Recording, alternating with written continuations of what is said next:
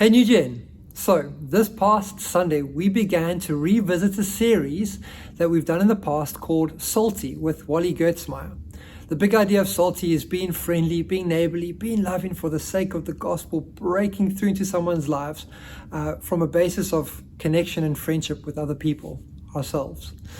And so Wally a few years ago shared some great tools with us, and I want to revisit one of those tools today. The big idea of this is around being having salt within ourselves, or even salting ourselves. And the underlying principle here is that we are most effective in our saltiness when we are close with Jesus, when we are walking with Him, when we are seeking Him out, when we are in love with Him and passionate about Him. And so one of these tools that Wally shared with us that I want to highlight again is called the Jesus alphabet.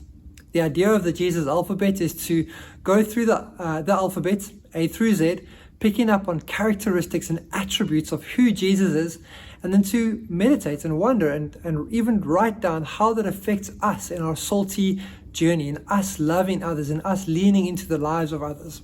So for example, if we were starting our Jesus alphabet today, we could take something like authority. We think of Matthew 28 verse 18 to 19, where He says, "All authority in heaven and on earth has been given to me, therefore go." And we can be encouraged by that because we know that He has all authority. He lives in me. He gives me boldness and courage to speak from who He is, and for me to tell my story as a witness for Him. He gives me authority to pray for others, to pray for healing, etc., etc. We can see how this authority can affect our witness. Once we understand His authority, it can affect our witness for Him and our leaning into the lives of others. We could look at how He's alive.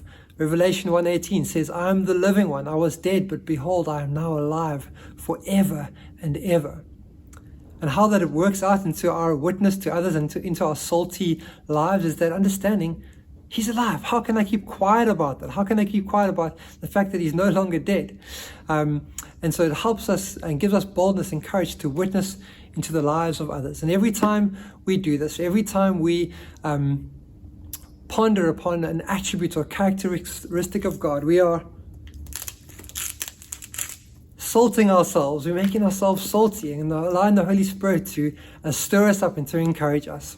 As we go into B, we can talk about how He's beautiful, how He's the bread of life. And I want to encourage us to daily, maybe take a journal or a notepad and just write A, next day B, next day C, all the way through Z, and then recycle. And we can have many characteristics and attributes of God that encourage us around who He is, which encourages us to live lives that are salty, to live lives that lean into others for the sake of the gospel. I'm reminded of our high challenge in the beginning of the year to win the day, and that winning the day is starting our day right with Christ. And is there a more beautiful way to reflect and wonder and meditate upon His attributes and His characteristics? And as we are filled with Him and filled by awe and wonder, to then take that and allow it to overflow into the lives around us. And this is what we call salting ourselves, or having salt within us. All right, New Gen, go be salty. See you all soon.